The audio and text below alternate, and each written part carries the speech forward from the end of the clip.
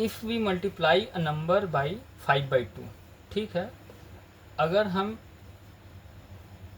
Multiply करते हैं एक नंबर को, if we multiply a number, हमारे पास एक नंबर है, if we multiply a number by 5/2, हमारे पास एक नंबर है, उसको हम 5/2 से मल्टीप्लाई करते हैं, ठीक है, and add 2/3 to the product.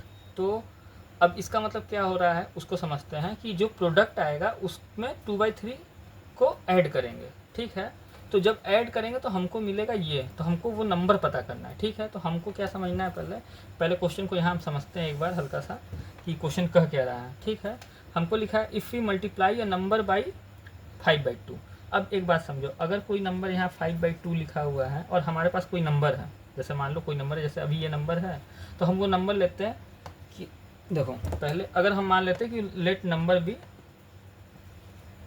B x, हम शुरुआत में तो यही मानते हैं ना कि जो नंबर है वो एक्स है। तो हम यहाँ सॉल्यूशन को थोड़ा सा शुरू करते हुए हम आपको बताते हैं, उसी में हम सीखते जाएंगे। सॉल्यूशन है let the number be x.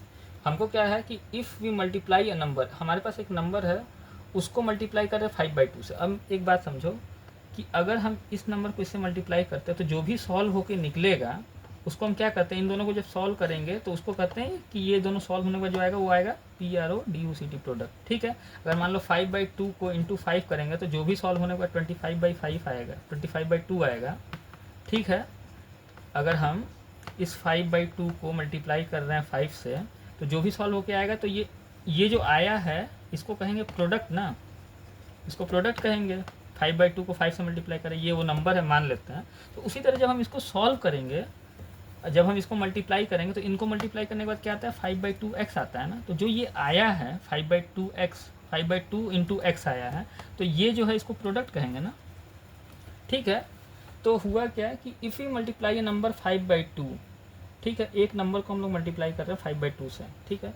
तो and add 2/3 to the product, तो जो हमारे में जो प्रोडक्ट ये आया, ये जो प्रोडक्ट आया उसमें ऐड करना है 2/3। बात को समझ में आ रहा है, मतलब ये जो प्रोडक्ट आया है एंड बोला है, यहाँ तक अलग है। उसके बाद क्या बोला है कि हम अगर मल्टीप्लाई कर रहे हैं एक नंबर को 5/2 से, एक नंबर है वो नंबर x है, उससे मल्टीप्लाई किए तो हमारे पास कुछ आया। अब क्या बोल रहा है दूसरा पार्ट कि ऐड 2/3 टू द प्रोडक्ट, तो ये जो प्रोडक्ट आया उसमें 2/3 ऐड कर दो, ऐड कर दो।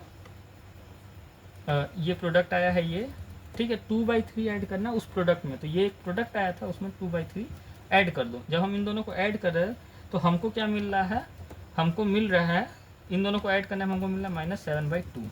ये बात समझ में आया कैसे हुआ ये। तो अब हमको क्या करना है, फाइंड द नंबर। तो नंबर तो हमने x माना था, let the number be x, तो हमको ये x बताना है। तो चलो हम लोग सॉल्व करते हैं। तो क्या लिखा हुआ है, अब देखो, अब हम लिखते हैं let the number be x, तो अकॉर्डिंग टू क्वेश्चन, अब हम लिखते हैं अकॉर्डिंग टू क्वेश्चन, ठीक है। क्वेश्चन के हिसाब से क्वेश्चन ये कह रहा है कि 5/2 x, ठीक है, 5/2 x प्लस 2/3 इक्वल टू -7/12। ये बात समझ में आया कि ये मैंने कैसे लिखा, ये सारी चीज़ें समझाया ना। अब इसको हम सॉल्व करते हैं, ठीक है।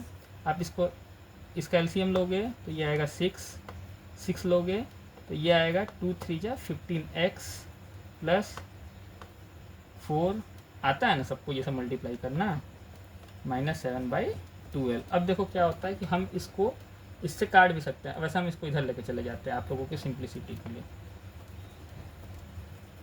हम इसको इधर लेके जाते हैं -4, ये देखो इसको ऐसे काट सकते हो डायरेक्ट, तो यहाँ 2 आएगा, तो लेकिन मैं काट नहीं रहा हूँ, इधर इन 2 में लेके जा रहा हूँ और फिर इसको काट दिया, देखो 2 आया। तो जब, ठीक है, तो हमारे पास क्या बचेगा, यहाँ पे 2 बचेगा, ठीक है। तो यहाँ हम लिख देते हैं 7/2, ठीक है। अब हम इसको 4 को इधर भेजते हैं, तो 15x इक्वल टू -7/2 -4। अब हम इसको सॉल्व करते हैं तो हमारे पास क्या आएगा, 2 -7 -8, ठीक है। हमारे पास आएगा -15/2 और 15x, ठीक है। ये देखो ये आया और इतना आया। अब हम इसको थोड़ा सा यहाँ सॉल्व कर दे रहे हैं, ये आ रहा है यहाँ imply that imply that imply that imply that, ठीक है।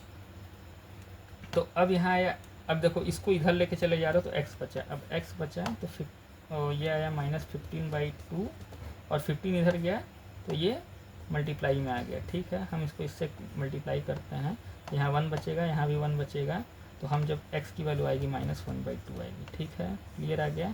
तो x की वैल्यू क्या होगी, यही आंसर भी है, ये बात क्लियर। ठीक है, x = -1/2 आंसर है। ठीक, ये तो आंसर सॉल्व हो गया और ये आपको समझाने के लिए है, ये लिखने की ज़रूरत है नहीं। ठीक है।